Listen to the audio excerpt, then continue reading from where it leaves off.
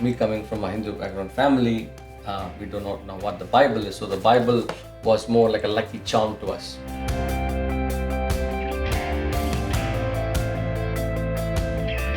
My mom started muttering a word. My dad thought she was blabbering because of some medication. So she has never read the Bible, but what she uttered was Luke 148, Luke 148.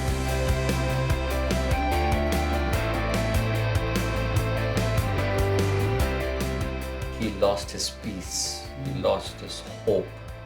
He didn't know where to anchor in times of this tragedy in my family. Because my mom lost her, for us the world was mom. She was the homemaker. She was the she brought delightful food for us on the table.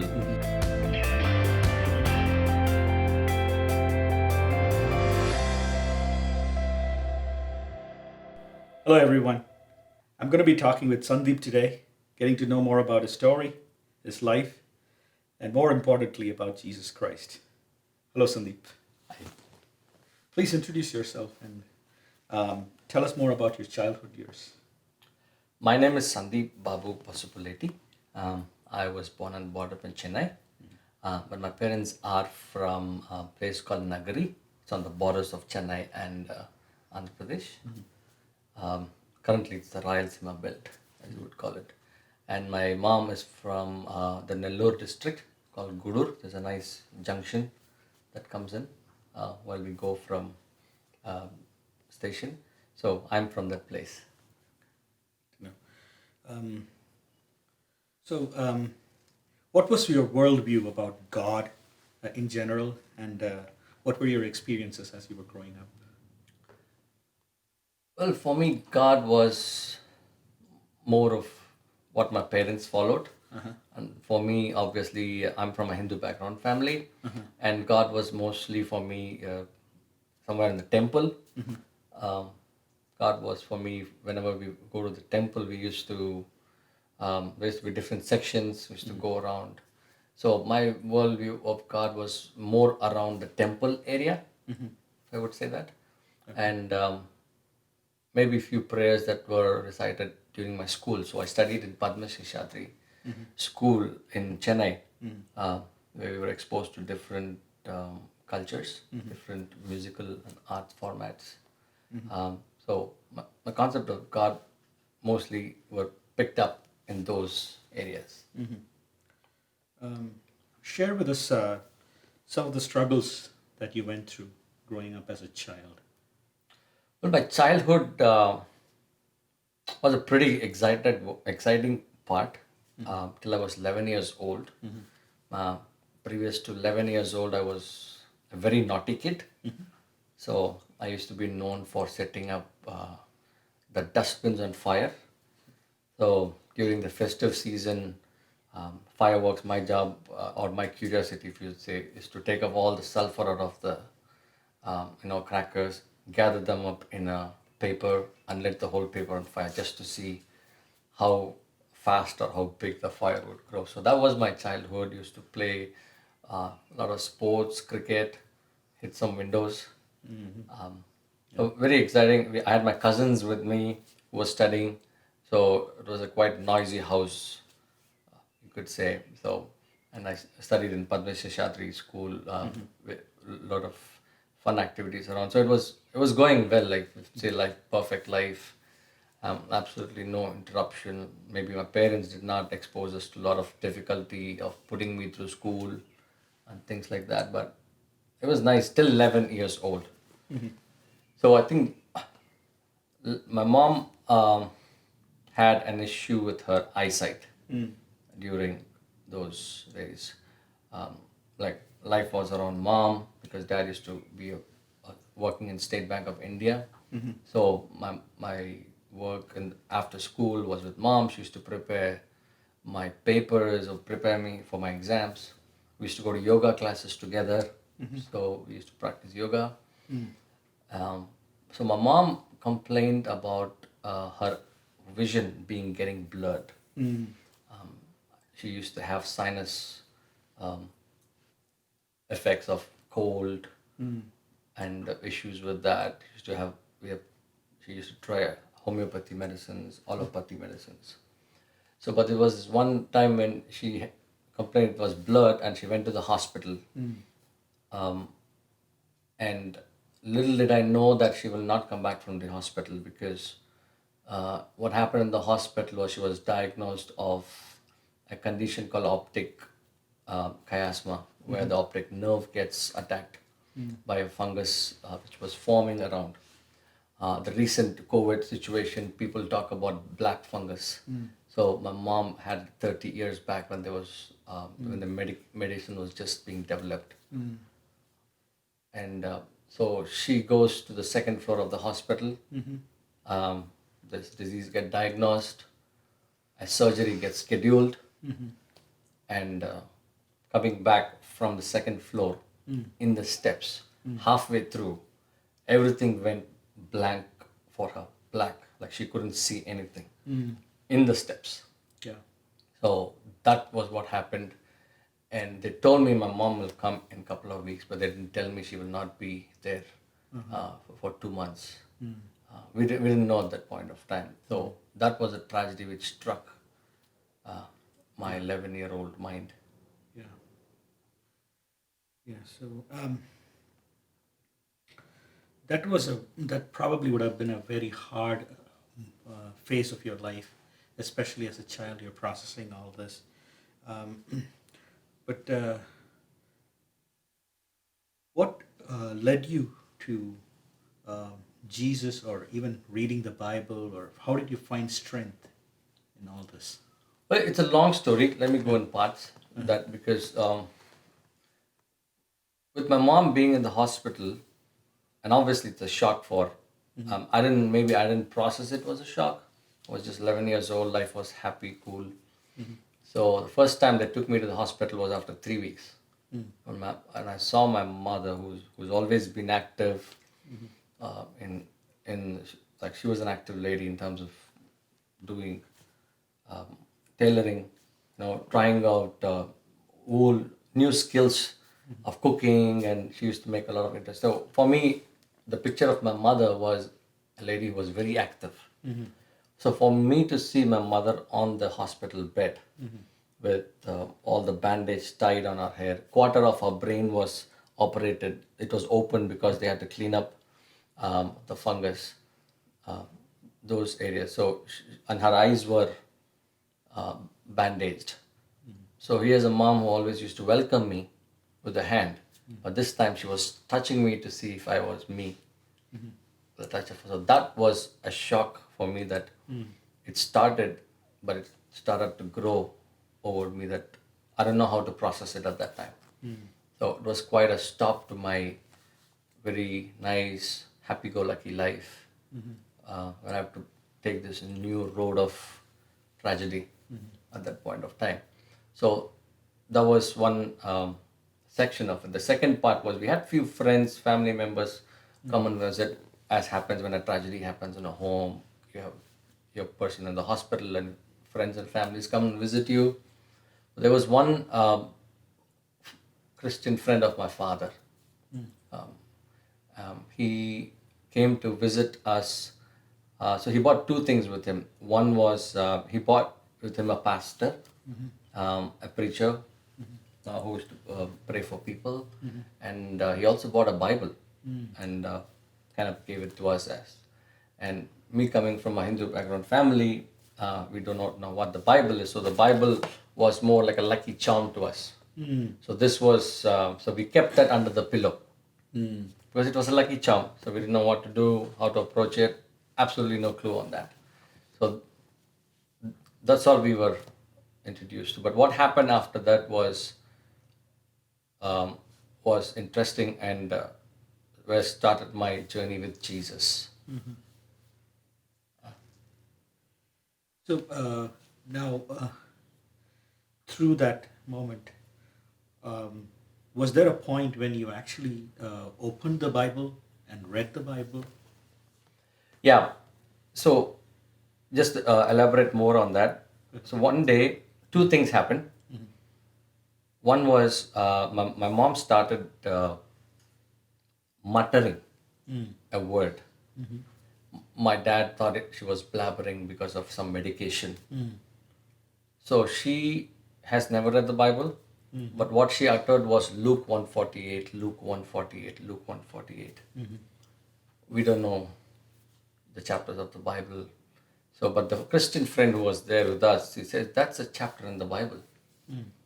So that was the first time that my dad took the Bible, which was below the pillow, and he started searching for it.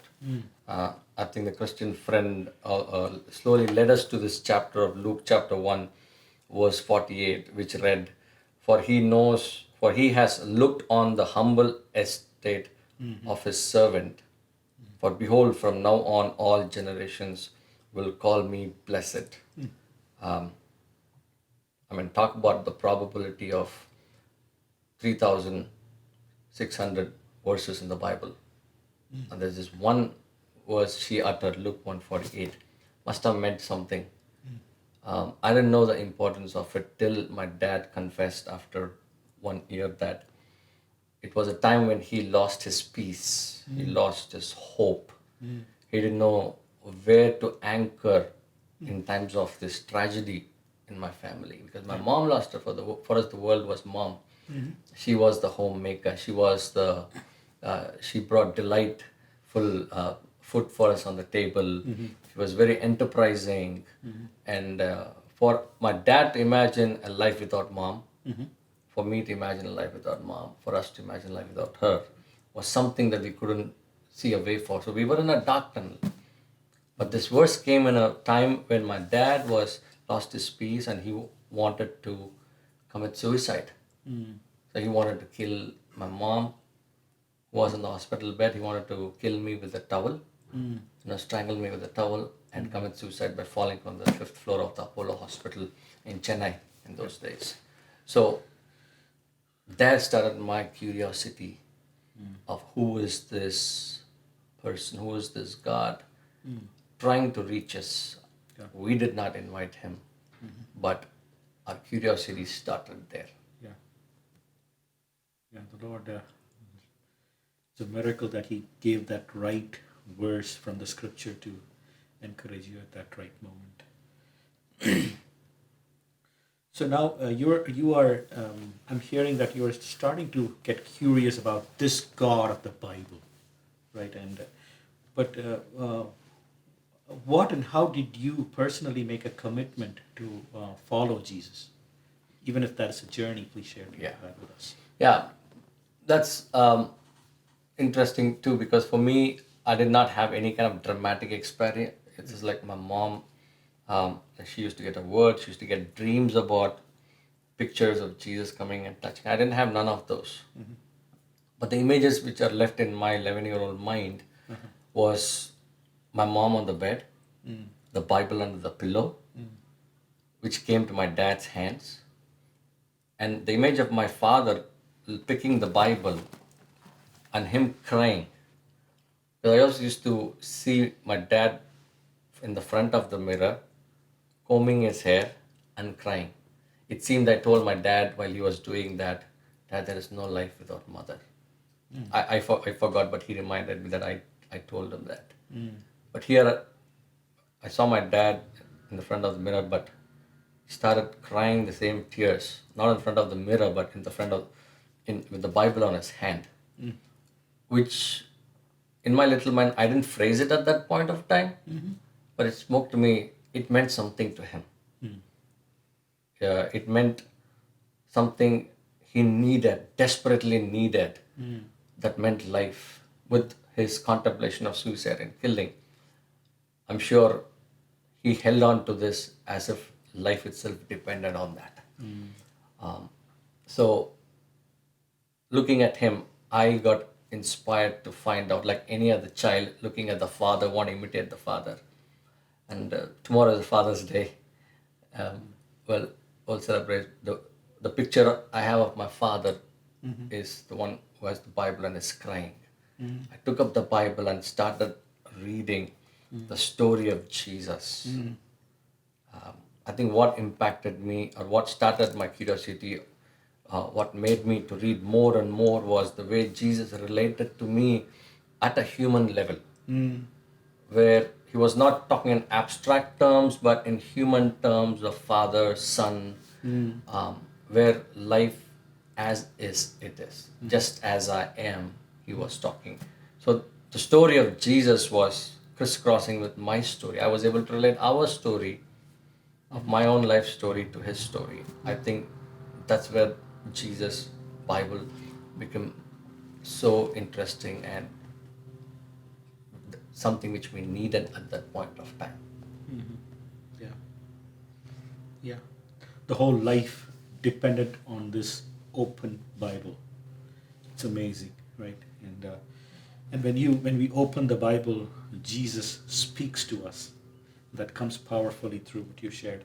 Please tell us about your mom, how Christ has sustained her through all these years. Yeah, by God's grace, her life-threatening situation has she's passed that. She's not received her eyesight yet, but her life is saved through medications that uh, the doctors were able to discover at that point of time for her condition.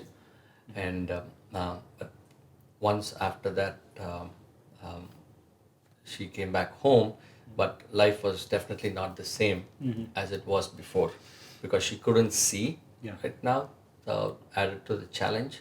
Plus, she was weak, she was just gaining strength.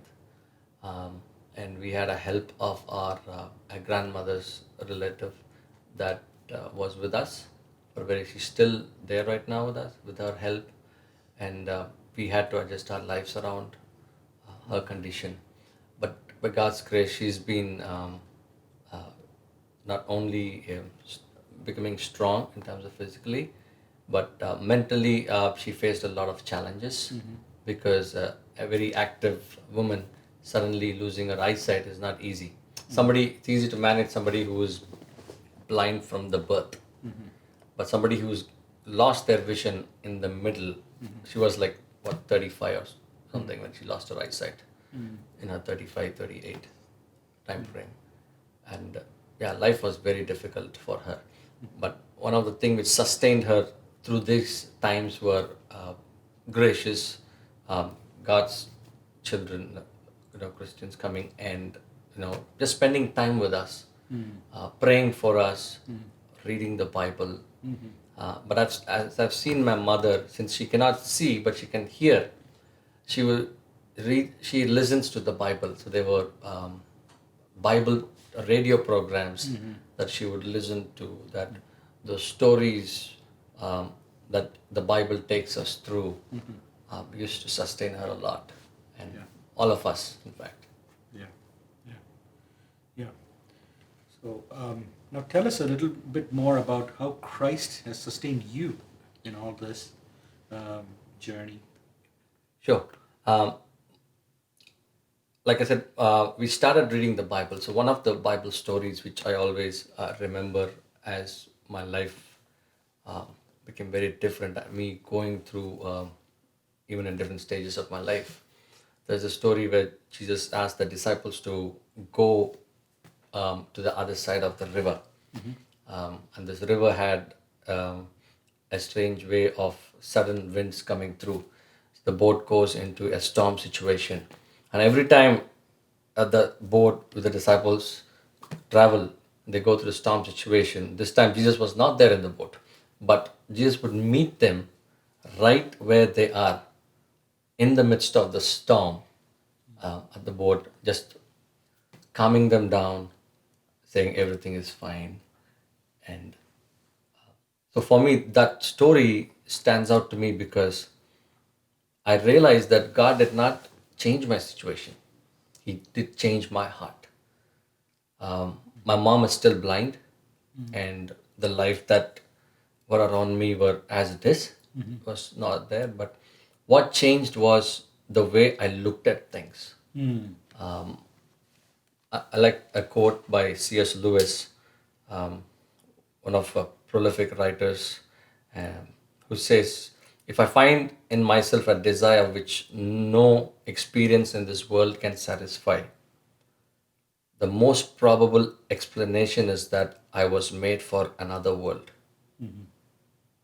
It's simply, it said that nothing around me satisfied. The only thing that satisfied me were the words of Jesus, which acknowledged my situation, which did not take me away from reality, but in the midst of reality, He gave me hope. Hope that He was there with us. When we go through tragedy, not many words can help us, but it's just by being with somebody, I think that's what Jesus did to me. So, in my life situations, be it going to school, coming back to school without my mother cooking the best food for me, being lonely because my cousins were there with me for a long time, and now the situation, we had tragedy, so the parents, my cousins, were taken away by their own parents, so I was left alone, and God graciously helped me through these stories to navigate uh, through life, and that with an assurance that He is there for us, be it a happy situation or be it a tough situation. He was there. He never left. So that sustained me a lot. Yeah. Jesus never leaves us. He was there with you all through. Now, tell us a little bit more about what you're excited about right now and your family, your plans for the future. Um, Currently, I'm in the United States. I am pursuing a pastoral intern. I'm on the way to become a pastor. And what excites me is about sharing this story of mine to people. Because many people are there in their own stories, in their own life. And to me, the biggest miracle is to find Jesus in this life.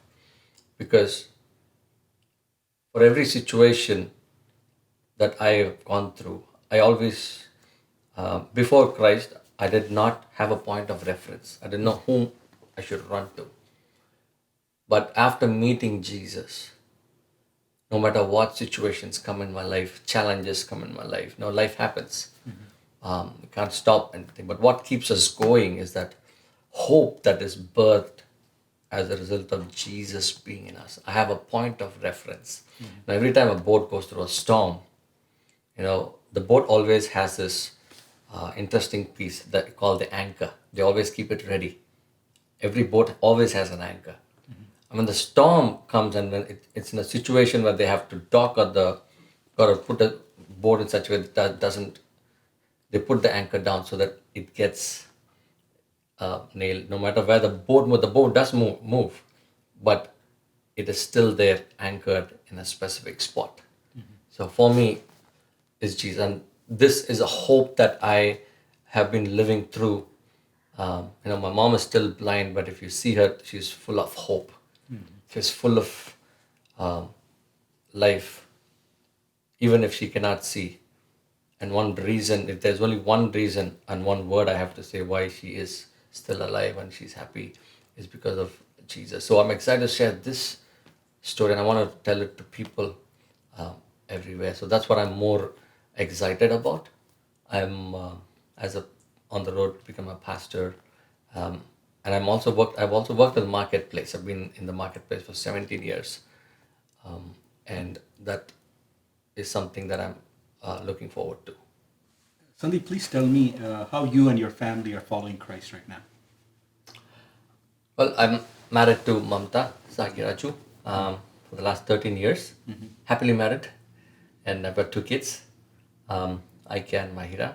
So, as a family, we ensure that we spend time together, and always making sure that our children know that how our life has been through. And my daughter has seen life um, with us for the last 10 years. She's 10 years old now. We're trying to help our 4-year-old to catch up with that. I think we spend time in prayer, reading the Bible, taking them to Sunday school is our important family time together for us. Because in these three areas, and helping them see life as it is for us and how we are going through um, are important points for them to follow Christ. So we talk about our weaknesses. At times we acknowledge our mistakes in front of them. That kind of gives them a platform and a point of reference for help them to, as they go through their life, to see. But we make it a point to um, read the Bible together. That's one of the way that keeps us all together. And as they say, a family that prays together stays together. I would say a family that prays together and reads the Bible together. They stay strongly together. Yeah. So that's how we are following Yeah. Christ as a family. Amen to that. Amen to that. So, what would you like to share with someone who is facing through struggle in their life? And we've heard your story, and somebody might be listening right now who's walking on something similar. What would you share with them, encourage them about Jesus? Yeah, I think one of the first thing that I would tell them is that there is hope in this life. Life has started with God, that He has designed us. That's His hand. The Bible says that His hands have made us and fashioned us. And because God made us and He is our manufacturer, He knows what He has made. And I like this quote from Augustine, which says that there is this God-shaped hole, God-shaped vacuum in us that only God can fill it. And nothing in this world is designed to satisfy our souls. It might fill us, but it will never satisfy us. I think what Jesus invites us is to try Him. He never forced things on us. In my story, you would have heard that Jesus never forced us. He called us. He invited us. He asked us to try Him, take a serious look at Jesus for who He is. And I would say to read His story. Because sometimes our stories in our own lives, left alone, might not have a ray of hope in us. Our stories might be lost in a vacuum, but I think there's a reason why history is called history, because the Bible is a collection of stories written by 40 different authors over 1,500 years, telling one story of human being who is lost in their sins, and God trying to redeem them right from the beginning. And the whole culmination takes place in the coming of Jesus to the world. And every time I read the story of Jesus, I not only see His humanity, plus also His divinity, which is right there from the beginning. I think for a long time I was seeing Jesus as any other man, but He was also God. He was God right from the beginning. And that, for me to see that intersection, was a ray of hope for me, because with my story, I'm a human being. But there is somebody who walked on this earth, who knows my pain, who was in my shoes. So that motivated me to try Jesus and to listen to His word. So I would encourage anyone listening to me to take a serious look at Jesus, to try reading His story. Trust me, you will meet Him right in the midst of your story. Yeah. Thank you, Sandeep. Thank you for sharing His story in your life. Friends, if you're watching this, nothing in this world can satisfy. It is Jesus. For more stories like this, visit yeshusamaj.org. Thank you.